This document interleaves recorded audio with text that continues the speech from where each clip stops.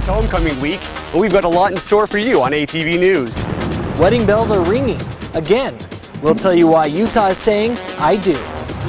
More than just English, we'll tell you what members heard at LDS conference last weekend. You may love the spot where the sagebrush grows, but do you know where that cheer came from? Clear blue skies today? I'll tell you how long we get to keep beautiful weather. Can't get enough of the Aggies' victory down in Provo last Friday. We'll help you out with that. And in women's soccer, it was 0-0 with 5 minutes remaining. We'll show you how it ended on ATV Sports. All that and more, this is ATV News.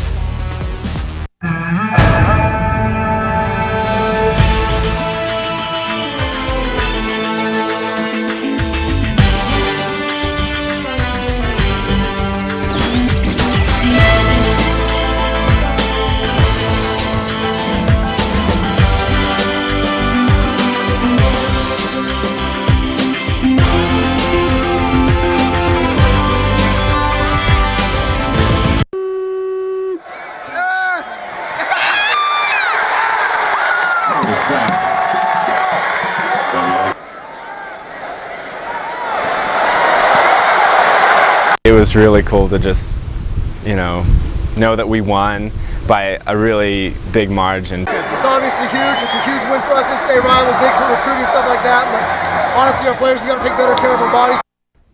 Well, that was a crazy game. It was especially crazy for the Cougars as Heisman hopeful Taysom Hill went down with a fractured leg. He wasn't the only one, though. A referee was run over and also broke his leg. ATV's Jill Hodson is live on the TSC patio to tell us more. Jill. I'm here on the TSC patio where ABC4 is setting up for a live broadcast. Last Friday, though, Aggies traveled down to Provo to take on the BYU Cougars. Many of us didn't expect the Aggies to win, though. Our first win back down in Provo was back in 1978. I'm here with Dan Pope from ABC4. Dan, what brings you down here? Well, we're here doing a live broadcast going to all of the universities across the state. And the thing is we picked Utah State first because we love Utah State. And it's like the skies today. They're blue, and that's the forecast, by the way. Blue is great, isn't it? Yes. And I think that the win Utah State had over BYU, though I'm a weatherman, I'm a meteorologist, I still have an opinion about sports. I think it was a fantastic win. It was an unbelievable game, and go Utah State. Perfect. Go Utah State indeed. We'll have more highlights for you out in sports with Bradley Wells. Back to you in the studio. All right, thanks, Jill. That was a crazy game. Did you watch it? It was too late. I went to bed, but I heard all about it. I read about it the next morning on Twitter. Oh, did you see me? I was in the stands. I didn't. It was a blast. Congratulations. Same-sex marriage is now legal in Utah, but here in Cache County, no one is taking advantage of the new law. Let's do this thing. All right. In December, these couples got married while Utah appealed a standing District Court Judge Robert Shelby.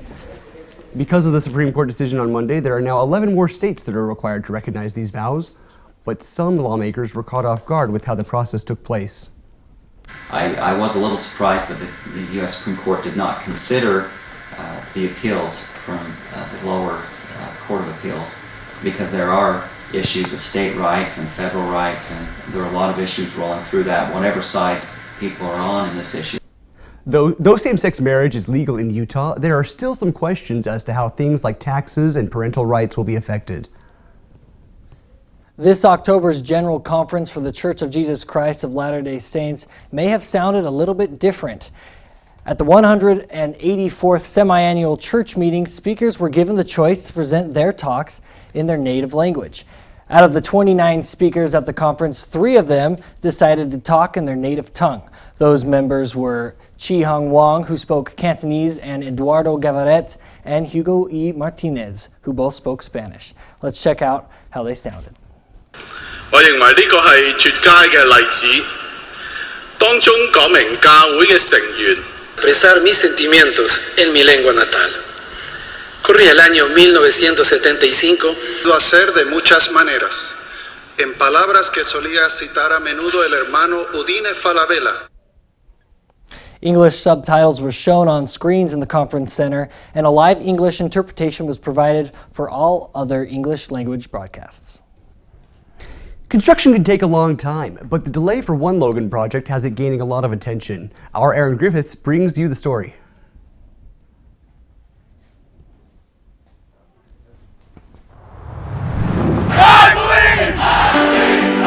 Aggie Factory. As of fall of 2014, Aggie Factory. As of fall of 2014, it was supposed to offer the ideal college experience. Aggie Factory. As of fall of 2014, it was supposed to offer the ideal college experience.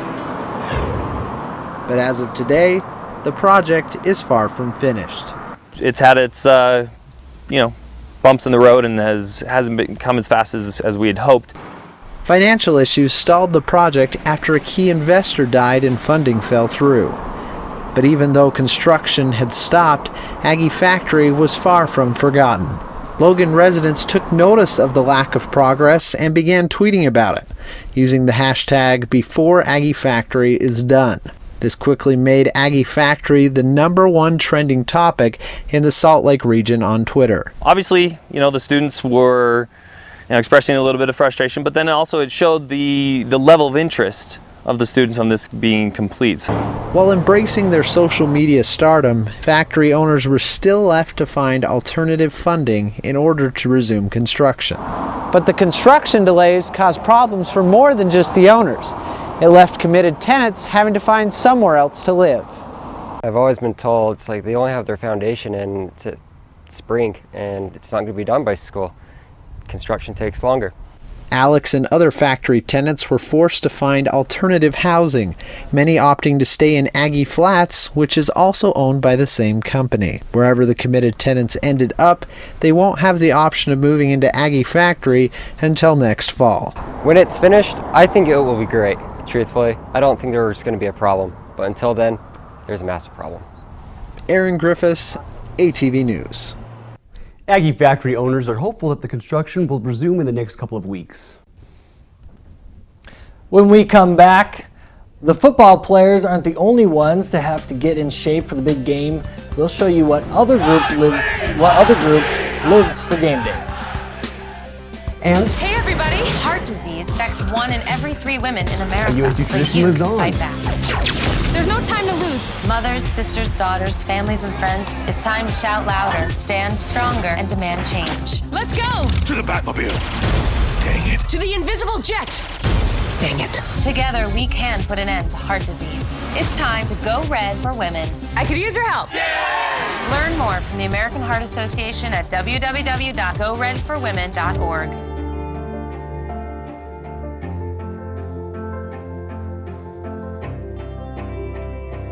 Body language can tell you all sorts of things. Like someone is having a stroke. Know the sudden signs. Learn fast. Face drooping, arm weakness, speech difficulty. Time to call 911 and get them to a hospital immediately. Learn the body language and spot a stroke fast.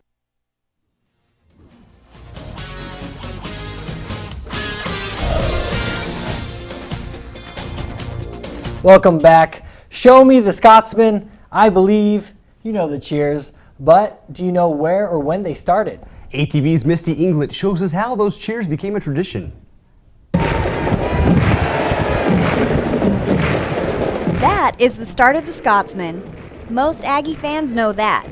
But what many students don't know is where it came from.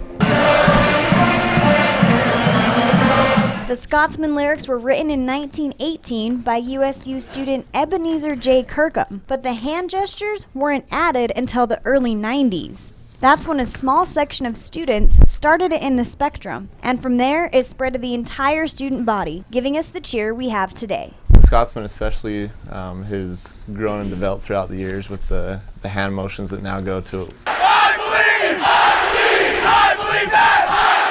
Though students may not be as familiar with the history of the Scotsman, the I Believe cheer is more recent, and a few students do know where it started.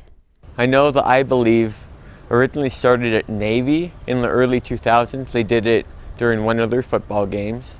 And then in about 2009 or 2010, our guys on the front row, they found that on YouTube, and they decided to emulate it in the Spectrum.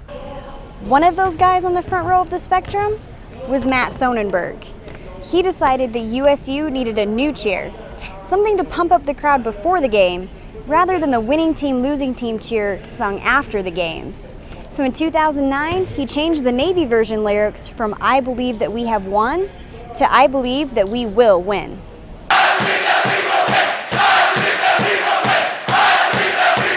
Utah State didn't originate or come up with the "I Believe" cheer, but here's where we made it famous. Both the "I Believe" cheer and the Scotsman have become nationally recognized. Misty Inglet, ATV News. The cheers are sung at every home game as well as at big USU events like Homecoming Week. The Scotsman was sung to kick off the first homecoming game on October 11th, 1930. This Saturday's game is actually going to mark the 84th anniversary of that game and day. All right, you might be surprised at how much work goes into a halftime show for marching band.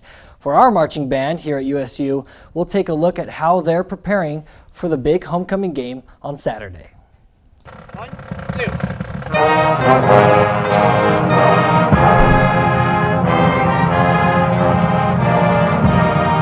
We're learning a completely new show this week.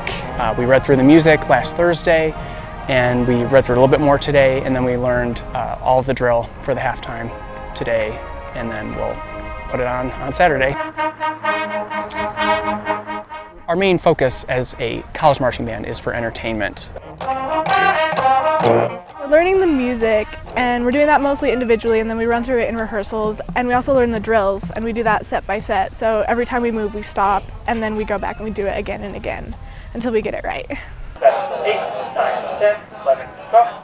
It's easier to learn the drill when they can actually look a little bit better at what's going on, not have to worry about their instruments, and we have them sing their parts, because it's kind of hard to count and play at the same time. Memorizing everything and making sure you're in time perfectly with everybody else around you. Coordinate sheets, learning where you're supposed to go when you're supposed to be there. They have these little things called coordinate sheets. And what it does, it tells them on every page exactly where they should be on the field. And the field is broken up into a grid. A lot of people don't realize this, how physical it is. You can't really be out of shape and do it. So they really are athletes. We'll be practicing 3 days a week for an hour and a half. And then before the game, we have usually an hour and a half or 2 hours of practice. And then we go out and perform. I love it. It's a lot of hard work and dedication and commitment, but it's worth it because you make the friends and you get to see a larger product.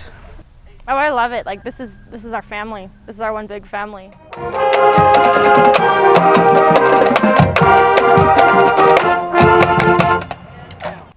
The marching band will be at the homecoming parade and the football game this weekend to show us a brand new halftime show. USU kicked off homecoming week with what has all the makings of a beauty pageant. The main difference is it stars men.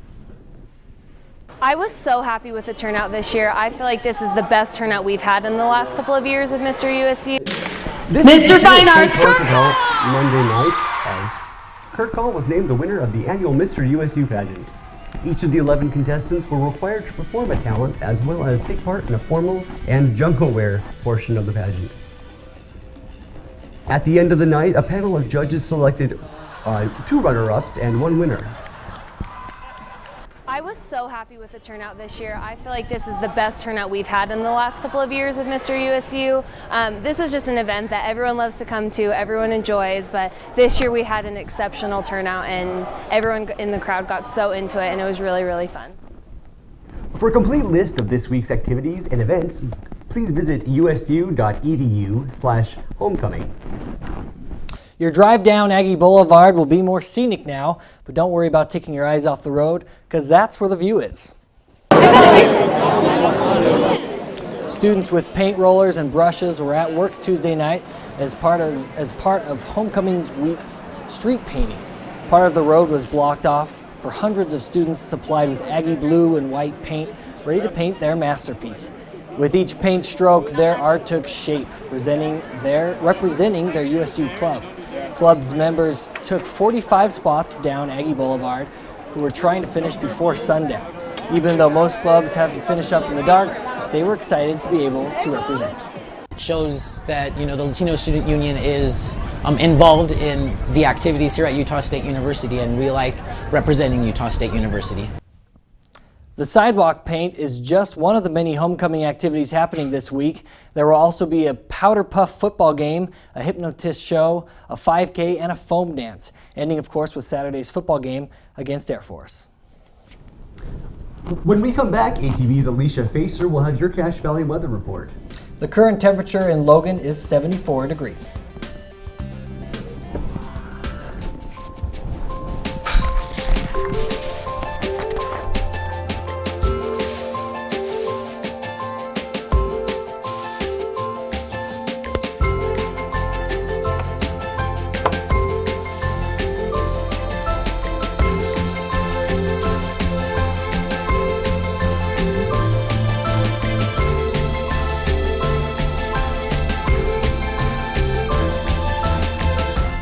So, I got this new family, and I don't know what it is about this one, but she can't seem to put down that toy all day long. Tap, tap, tap, tap. Oh, and she even talks to it. She talks to that more than she talks to him. What's up, bro? Nice shirt. Who's she talking to? Her mom? She talks to her mom a lot.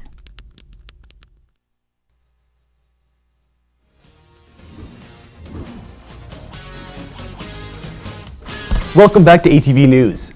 Now, did you guys see the blood moon last night? I didn't. I heard it was cool though. I didn't either, but when you first walked out, did you see how big the moon was above the mountains? It was huge. It was crazy. The sky was really clear. It was about perfect. It was, and it's going to be clear for a while. Let's take it over to the national radar. Okay, so here, over in the west, there's not a whole lot going on right now. It's pretty clear. There's not a lot coming in, but in the north and in Arizona, there's a lot of rain. It's kind of stormy, but it's not really heading up towards us. Let's take it closer to home and look at Utah. All right, so really clear, which is why we could see that moon.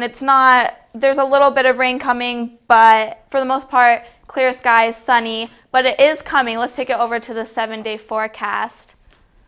Okay, so on Wednesday and Thursday, really sunny in the mid-70s, 75, 73, lows in the 30s, getting a little colder, which is going to set us up for the rest of the week. And Friday and Saturday, 67 and cloudy to set us up for Sunday.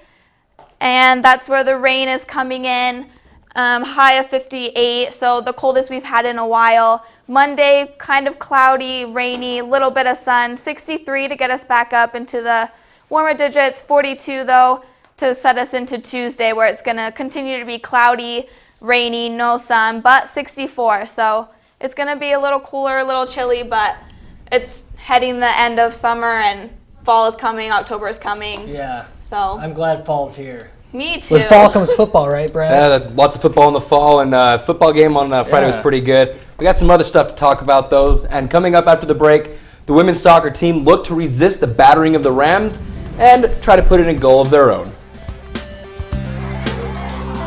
Here's your check.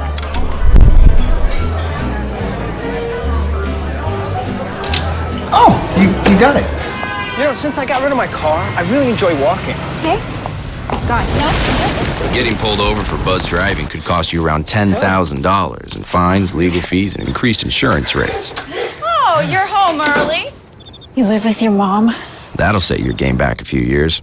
Buzzed, busted, and broke. Because buzz driving is drunk driving. You wouldn't let money just blow out of your house. So when your AC or heater is on, make sure the doors, windows, and fireplace flue are shut tight. If you're headed out, turn down the AC or lower the heat by 10 degrees. And always keep your water heater set at 120. A little bit of common sense goes a long way. Get more great tips at energysaver.gov.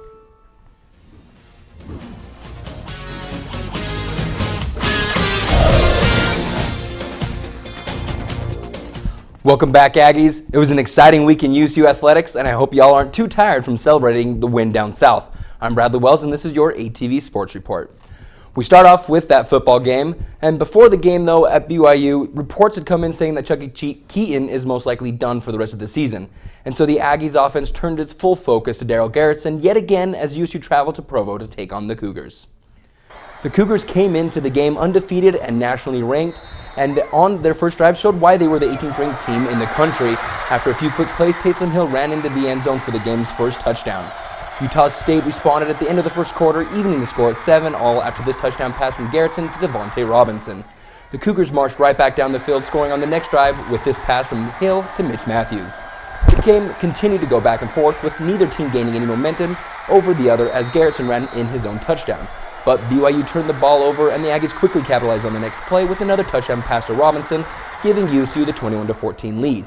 On the next Cougars drive, Hill's leg got caught underneath Brian Sweet during his tackle and was carried off the field later on. BYU announced that his leg had been fractured and he was out for the rest of the season. Utah State scored two more times in the game and held on to win 35-20, winning in Provo for the first time since 1978. We know how long it's been since we've won here, and since we beat BYU down here in Provo, and he brought it up all week, and we all thought we had a chance to beat them. We had to play our best game, which I think we played pretty well tonight. There's still some things we got to clean up, but I thought we played pretty well and we were able to get it done. The Aggies start up Mountain West Conference play Saturday when they host the Air Force Falcons for homecoming game. USU had a weekend full of wins, including 2 in women's soccer, who hosted their first conference opponents Friday against the Wyoming Cowgirls. Utah State struck first in this Mountain West showdown when Amber McCaulson scored on this free kick right before halftime to give the Aggies the lead going into half. The team continued to control the match as this pretty move by Bailey Hammond after this pass by Wesley Hamblin. She was able to put the shot past the keeper. Just watch it right here. This gave the Aggies another goal, giving them the 2-0 advantage and winning the game. The Aggies continued the homestand in the second game of the weekend with the Colorado State Rams in town. The game proved to be an intense one as neither squad was able to put anything past the keepers in the first half. In the second half, though, the offense from both teams started pushing harder and being more aggressive, with USU and Colorado State both nearly scoring on many occasions. Wesley Hamblin passed this ball over Colorado State defense as Amber McCaulson came through again for the Aggies, popping the shot right over the top of the Rams keeper, giving USU the goal and the 1-0 advantage. Even though Colorado State didn't give up, Hamblin managed the game well in the end, teaming up with Jessica Brooksby to control the ball. Her and Brooksby did a really nice job at the end of kind of reading where the game was and being able to kill the game off in the corner. The first half was a little bit shaky. We were trying to get our team together because they're much improved and they came out really hard, so it was great that we could come out as hard as them and finally put it away at the end. The Aggies moved to 2-2 in conference play and continue their 4-game homestand as they host San Jose State Friday and Fresno State on Sunday during Utah State's homecoming week. The women's volleyball team was on the road over the weekend and split 2 games that both went to 5 sets, losing in New Mexico and beating out Air Force. They are home this weekend as they host San Jose State on Thursday and Nevada on Saturday, just before the football game. The hockey club is also in town this weekend as they host BYU at 7 on Friday in their first home game of the year. They're putting on a free tailgate outside Ellen Eccles Ice Center at 6 o'clock. There will be apple beer and hot dogs. No games overlap this weekend, so be sure to go out there and catch them all. Are you ready to pack the spectrum? Well, the men's basketball team is getting ready for another challenging season after finishing below 500 in their first year in the Mountain West. Jalen Moore and the rest of the team held their first practice this weekend as they prepared for this year. Stu Morrill hopes to lead the team to a better result in their second year in the Mountain West, and the team even held open tryouts last week, and they actually found somebody that was able to walk onto the team. The team hosts Texas A&M International in their first game of the season on October 31st in an exhibition game. So, pretty crazy weekend for USU and another packed weekend for home games, but that football game. Yeah, that was nuts. Yeah, it was pretty really crazy. Exciting. Really unexpected, though. Yeah, really fun. Pretty crazy. When we come back, the parents of a domestic violence victim speak publicly for the first time since July's murder-suicide. NFC, AFC, offensive linemen, defensive tackles, quarterbacks, and cornerbacks are all living united to ensure the academic success of millions of kids in our communities all the way to graduation day. But that won't happen without you. So take the pledge at unitedway.org. Make a difference in the life of a child. Suit up like your favorite NFL players and become a volunteer reader, tutor, or mentor with United Way. Look at me. Hey. Raymond, look at Mommy. Maybe the light hurts his eyes. Maybe she's just not hungry. Maybe he can't hear us. Maybe we're not stimulating him enough. Maybe it's a phase.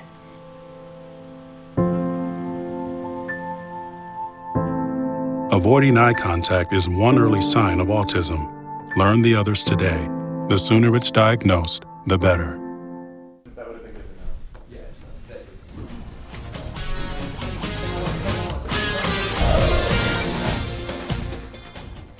Welcome back. It's Domestic Violence Awareness Month. We went downtown on Monday to show you how Cache County is trying to keep you out of harm's way. A candlelight vigil was held after Cache County's annual Safe Families event to remember 2 USU students. Mackenzie Madden and Jonathan Sadler were both killed by Mackenzie's ex-boyfriend in a July murder-suicide. Mackenzie's parents say that the shooter, Jared Tolman, became increasingly clingy and possessive and was texting her angrily the night he killed her. There was no indications that he was aggressive, but hindsight, there was a problem. Monday's event was open to the community to raise awareness of the many different kinds of domestic violence. Mackenzie Madden and the shooter had dated. They weren't a real serious couple, but they had dated. And we see a lot of violence in dating, and it's a way for us to talk about a serious problem, and it brings reality to a very difficult situation. To prevent abuse, CAPSA says there are a few things to watch for aside from stalking, physical abuse, or forced sexual acts. Things like continuous criticism, continually changing the rules, or continually putting the victim in situations where they'll always be wrong. This is the apartment building where Mackenzie and Jonathan were gunned down by Mackenzie's ex-boyfriend 14 weeks ago. But their murder affected more than just the people in the headlines. John didn't want to leave her because she was scared, and this was the consequence for not leaving, which was something he would do all over again if he had the opportunity to do so.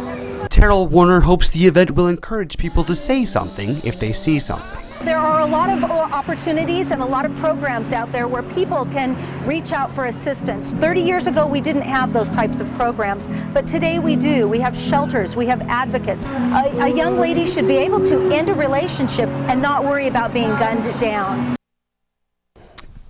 If you or someone you know is in an abusive relationship and needs help, call CAPSA's 24-hour crisis line at 435-753-2500. Blah. Let's see you try. Blah. That's what kids say when you try to get them to eat their vegetables, but a USU research program is looking to change that.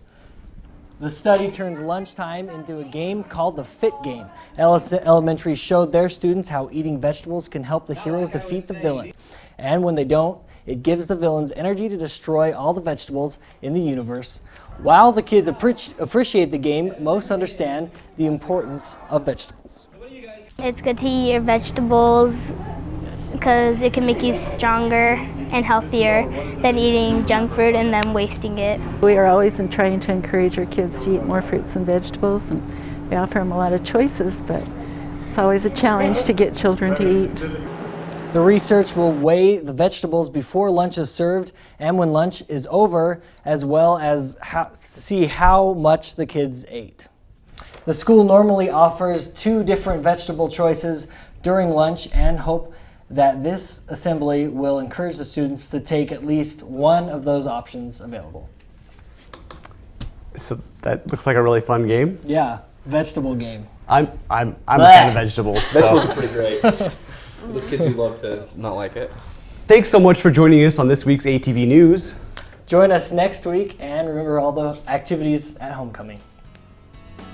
I can open your eyes. Your email's on me like a bad case of Ebola.